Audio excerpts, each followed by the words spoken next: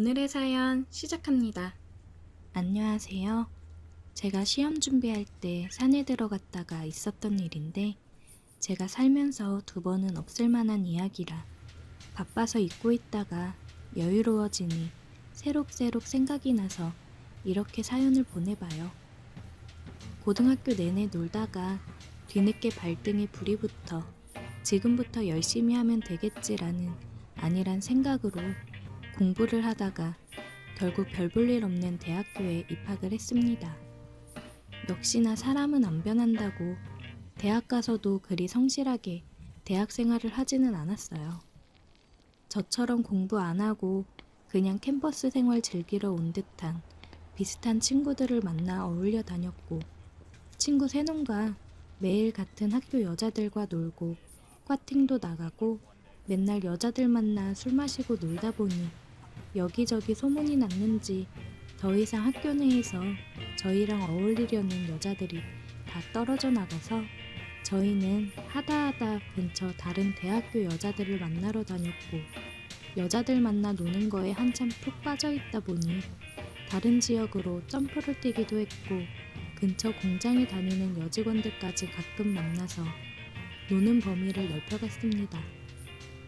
그러다 보니 소문이 나서 우리를 싫어하고 피하는 사람들도 있었지만 반대로 어디서 저희 소문을 듣고 먼저 연락을 해오는 사람들도 있더라고요.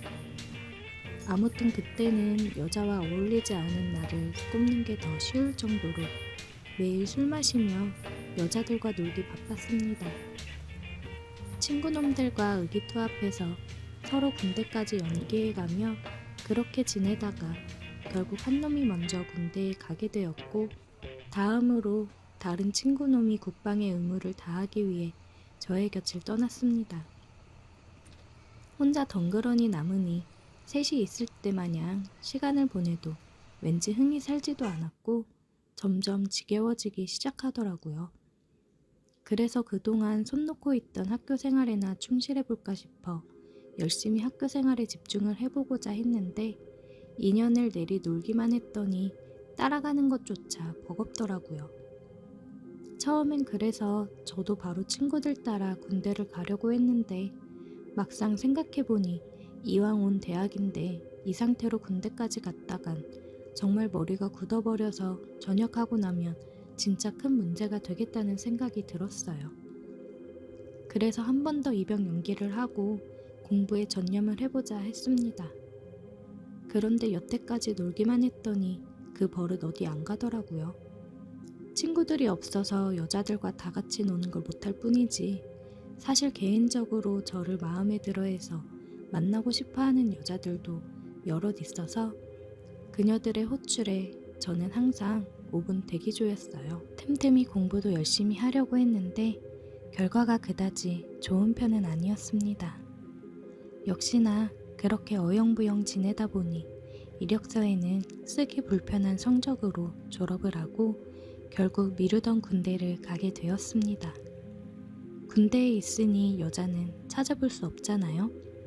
제가 볼 수 있는 여자라고는 여군 가부님들과 선임들 면회 오는 여자친구들이 전부였으니 맨날 여자들과 어울려 놀다가 혼자 있으려니 죽을 맛이더라고요. 저랑 같이 술 마시고 연락하던 여자들은 어디서 뭘 하는지 코빼기도 보이지 않더라고요. 덕분에 군대에서 휴가를 준다는 건 눈에 불을 켜고 해서 2달에 한 번 정도는 바깥 공기를 쐬며 같이 놀던 여자들에게 연락해 술이나 한 잔 같이 하자고 연락을 하고는 했습니다. 그렇게 전역을 하고 오래 기다리던 친구들을 다시 만났는데 이 친구들은 군대에서 철이 들고 왔는지 세상의 번뇌를 버리고 남은 시간 학업에 온 힘을 쏟는 공부벌레가 되어 있었습니다. 마음 잡고 공부하는 친구들을 보니 저도 마음이 복잡해졌어요. 이 녀석들이 진짜 정신을 차렸나 싶어 장하기도 하고 한편으로는 예전처럼 아무 걱정 안 하고 함께 어울려 놀았던 그때가 그립기도 했습니다.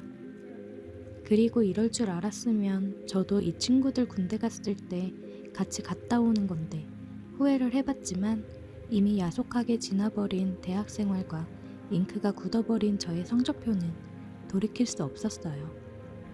이름 있는 학교를 나온 것도 아니었고 그렇다고 제가 할 줄 아는 게 많아 스펙이 좋은 것도 아니라 전역하고 나와서 많이 방황을 했습니다.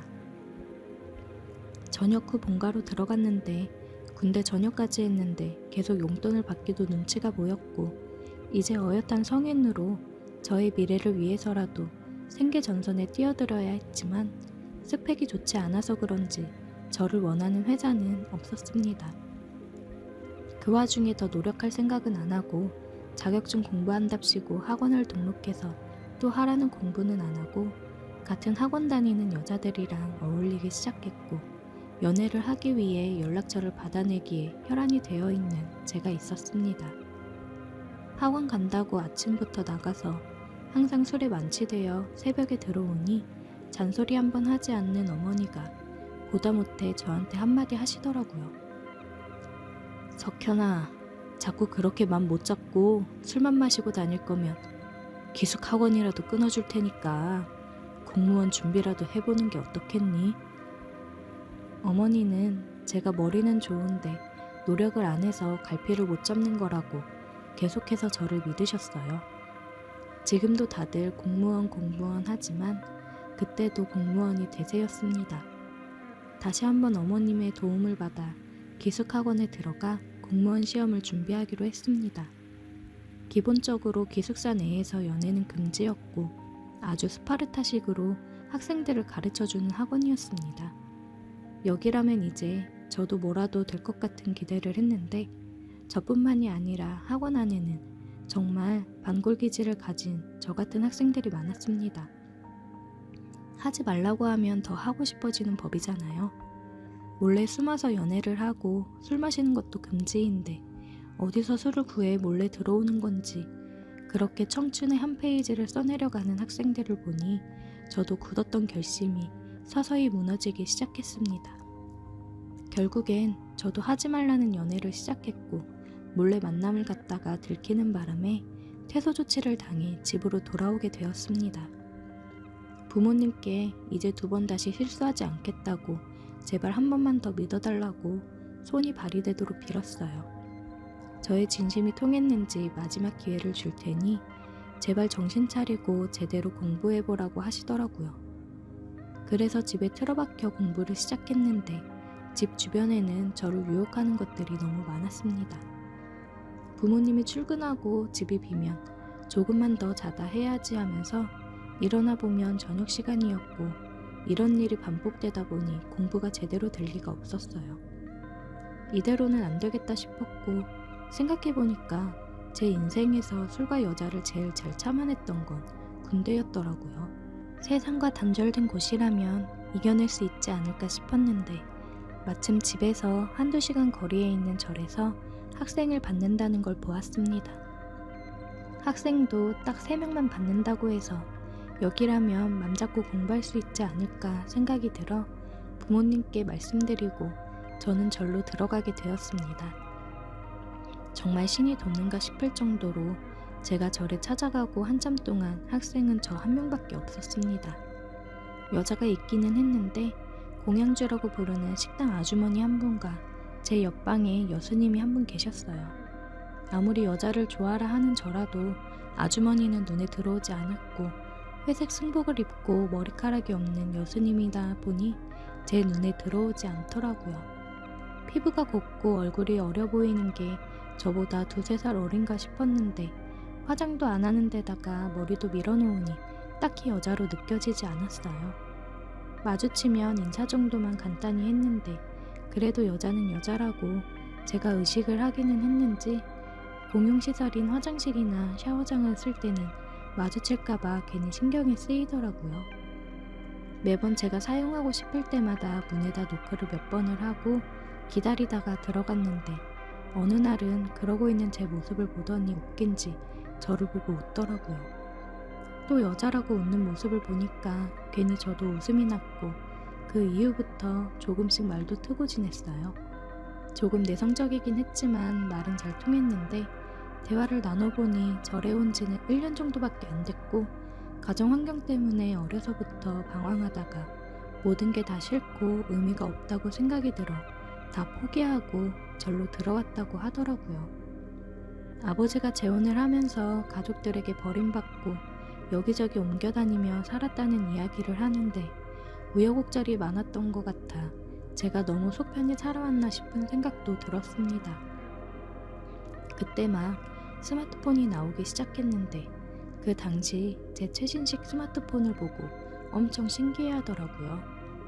물건에 아직도 아쉬움이 많은 듯해서 스님 아주 땡중이시라고 농담처럼 말했는데 그녀도 스님이 된 건 좋은 선택이 아닌 것 같다며 기회가 되면 언제든지 여기서 나가고 싶다고 1년 정도 지내다 보니 이 생활도 지긋지긋하다는 식으로 대답했습니다. 대화를 하다가 알게 돼서 놀랐는데 그녀는 저보다 나이가 3살이나 더 많은 20대 후반이었어요. 공기 좋은 곳에서 풀만 먹으면서 살아 건강해져서 얼굴도 젊어지나 생각이 들었습니다. 다행스럽게도 그렇게 대화를 나누고 해도 그냥 그녀가 안타깝네라는 생각만 들었지 전혀 여자라고 느껴지지 않았어요. 아무래도 보여지는 겉모습이 있으니 여자라고 와닿지가 않더라고요. 공기도 좋고 집중도 잘 되고 다른 학생들은 들어오지 않고 있으니 정말 공부하기엔 더할 나위 없었습니다. 그렇게 시간이 흐르고 12월 쌀쌀한 날씨에 초겨울이 되었습니다. 그날은 유난히도 아침 공기가 추워서 그런가 평소보다 일찍 일어났습니다. 밖에 나와 간단히 스트레칭도 하고 몸을 풀고 있는데 여스님 방문이 열리고 그녀가 나왔습니다. 스님들이 추울 때 쓰는 털모자 있잖아요. 그걸 쓰고 나왔는데 밀어놓은 머리가 가려진 데다가 찬 공기 때문에 양쪽 볼이 빨개져 있으니 그 모습이 마치 고향집에서 짝사랑하던 첫사랑 동네 누나 모습이랑 살짝 비슷해 보였어요. 그날부터 그동안 아무리 마주쳐도 별 생각 없었던 여스님이 자꾸 여자로 의식이 되고 아주 돌아버리겠더라고요. 스님이라 그런가 아니면 연상이라 그런가 사람 마음을 읽는 기술이 있었나 봅니다. 왠지 그날부터 더 친근하고 저와 가깝게 지내려는 것 같고 그 덕에 공부를 할 때면 자꾸 그녀의 얼굴이 아른거려서 집중을 할 수가 없었어요. 그리고 그날 저녁이라고 6시쯤에 풀반찬 먹은 게 전부였는데 저녁 먹고 나와서 책 펴놓고 앉아있는데 그날따라 배도 더 고프고 집중이 안 되더라고요. 그래서 바람이나 쐬고 와야겠다는 생각에 밖에 나가니 평소엔 8시만 돼도 불이 꺼져 있는 그녀의 방에 9시가 넘어가는 시간이었는데도 켜져 있더라고요. 호기심에 노크를 하고 안 주무시냐고 뭐하냐 그랬는데 그냥 잠이 안 온다면서 추운데 밖에서 뭐하냐고 방 안으로 들어오라고 하더라고요. 어색하게 앉아서 괜히 고개만 두리번거리고 있는데 그녀가 따뜻한 차를 한 잔 내줬습니다. 차 한 잔 얻어 마시면서 이런저런 이야기를 나누고 있는데 그녀가 자꾸 너무 이뻐 보이더라고요. 그래서 저는 그녀의 옆으로 더 다가가 앉아서 그녀의 빨개진 양쪽 볼을 잡고 입을 맞추었어요. 스님은 놀라 저를 쳐다보았고 수줍게 웃었습니다. 그 이후 그녀는 자주 제 방문을 두들기면서 자꾸만 저를 찾아왔습니다. 그렇게 3달 정도 지났는데 스님이 갑자기 다른 절로 옮기게 되었다고 잘 지내란 인사를 건넸습니다. 스님이 떠난 뒤에도 저는 그 절에 몇 달 정도를 더 남아서 공부를 했는데 스님도 떠났고 혼자 거의 있다 보니 공부에만 전념을 했어요. 스님이 떠나기 전에 저에게 한 말이 자기처럼 인생에 후회를 남기지 말고 열심히 공부를 하라는 말이었고 그 말을 듣고 저는 열심히 공부를 했습니다. 그렇게 저는 공무원이 되었고 결혼을 전제로 만나고 있는 멋진 애인도 있습니다. 그럴듯한 남자가 된 저는 아직도 찬바람이 불어오는 겨울날 털모자를 꺼낼 때면 가끔씩 그 여수님은 잘 지내고 있을까 아니면 다시 속세로 나와서 지내고 있을까 하는 생각에 그리워질 때가 있네요. 그녀도 어디선가 잘 지내고 있겠죠? 오늘의 사연 여기까지입니다. 오늘도 들어주셔서 감사해요. 구독, 좋아요, 알림 설정 부탁드려요.